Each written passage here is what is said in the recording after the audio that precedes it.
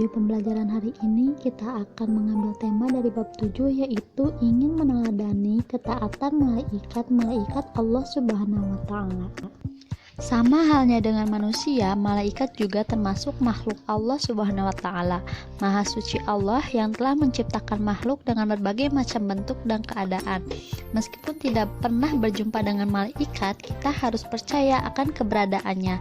Allah Subhanahu wa Ta'ala menjelaskan dalam Quran surat Al-Anbiya ayat 19 yang artinya, dan miliknya siapa yang di langit dan di bumi, dan malaikat-malaikat yang di sisinya tidak mempunyai rasa angkuh untuk menyembahnya dan tidak pula merasa letih. Iman kepada malaikat termasuk rukun iman yang kedua. Malaikat diciptakan dari nur ilahi atau cahaya Allah. Malaikat diciptakan Allah Subhanahu wa Ta'ala sebagai utusannya untuk mengurusi berbagai urusan.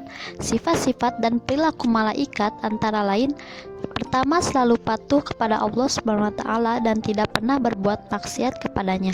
Yang kedua, malaikat dapat berubah wujud sesuai kehendak Allah. Kadang-kadang Jibril datang kepada Nabi Muhammad SAW menyamar seperti sahabat yang bernama Dihya Al-Kalbi, terkadang seperti sahabat dari Arab Badui.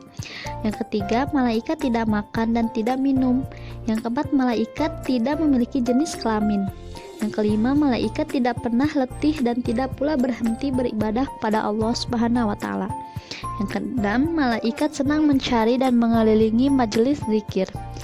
Dan yang terakhir, malaikat berdoa bagi hamba yang duduk menunggu sholat berjamaah.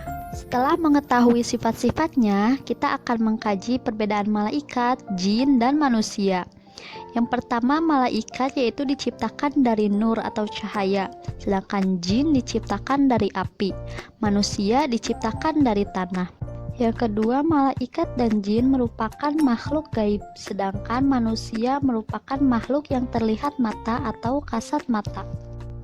Yang ketiga, malaikat selalu patuh dan taat kepada perintah Allah Subhanahu wa Ta'ala, sedangkan jin dan manusia ada yang patuh dan ada yang durhaka kepada Allah Subhanahu wa Ta'ala.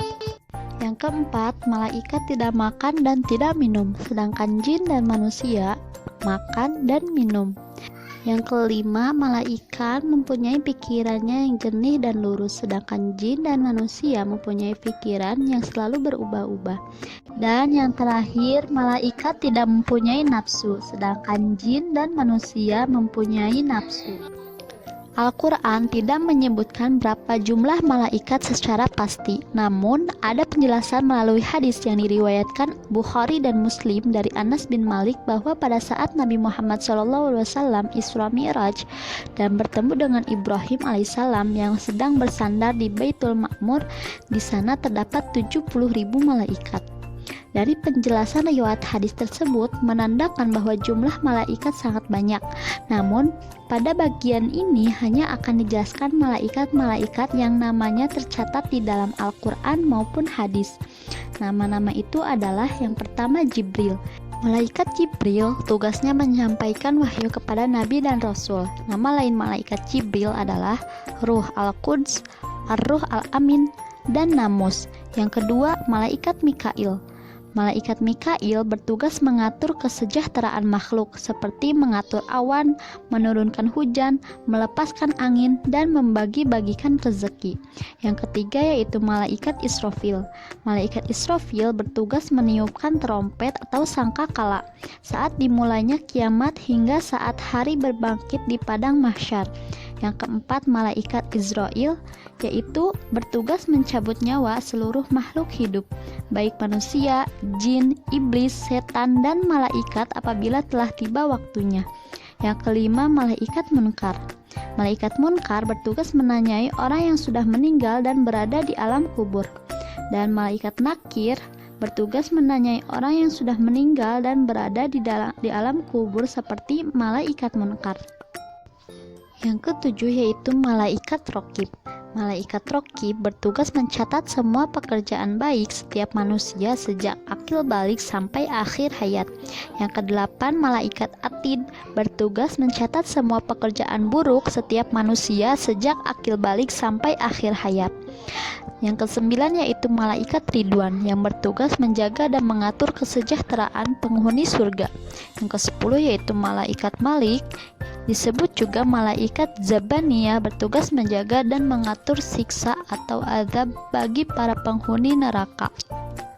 Dengan memperhatikan tugas para malaikat, ada beberapa hikmah yang dapat kita petik dari beriman kepada malaikat, yaitu memberi motivasi kita untuk selalu taat dan bertakwa kepada Allah Subhanahu wa taala seperti ketaatan para malaikat.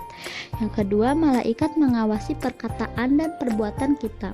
Yang ketiga, memberi rasa optimis untuk selalu berusaha karena Allah Subhanahu wa taala akan memberi ilmu melalui malaikat Jibril dan memberi rezeki melalui malaikat Mikail. Dan yang terakhir yaitu memotivasi kita untuk selalu beramal soleh karena bekal itulah yang kita bawa kelak ketika meninggal dunia untuk menghadapi pengadilan Allah Subhanahu wa taala. Beriman kepada malaikat dapat diwujudkan dengan cara mengetahui tugas malaikat, kemudian menjadikan tugas malaikat itu sebagai pedoman untuk melakukan perbuatan. Salah satu contoh perilaku beriman kepada malaikat Allah Subhanahu wa taala. Objek iman kepada malaikat Jibril. Contoh perilaku selalu berusaha mencari dan memohon hidayah kepada Allah, bersyukur dengan cara banyak berbagi ilmu. Yang kedua, iman kepada malaikat Mikail. Contoh perilaku yaitu berusaha secara maksimal untuk mencari rezeki yang baik dan halal.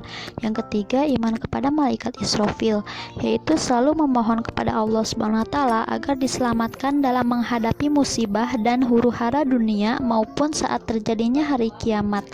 Yang keempat, iman kepada malaikat Israel, yaitu berusaha mempersiapkan diri untuk menghadapi kematian, selalu berdoa agar terhindar dari siksaan sakaratul maut atau ketika ajal menjemput kita. Yang kelima yaitu iman kepada malaikat Munkar dan Nakir, yaitu selalu memohon kepada Allah SWT agar dilapangkan di alam kubur dan diringankan dari siksa kubur. Yang keenam yaitu ada iman kepada malaikat Raqib, selalu memiliki niat baik dalam segala perbuatan, baik ucapan maupun perbuatan. Iman kepada malaikat Atid yaitu menjauhi niat buruk, perkataan yang kotor, perbuatan yang jelek, dan menjauhi perilaku tercela. Contoh dari iman kepada malaikat Ridwan yaitu selalu memohon kepada Allah SWT agar masuk surga dengan aman, menciptakan kedamaian dan ketentraman di dunia ini. Dan terakhir, contoh iman kepada malaikat Malik, selalu memohon kepada Allah SWT agar terhindar dari siksaan api neraka.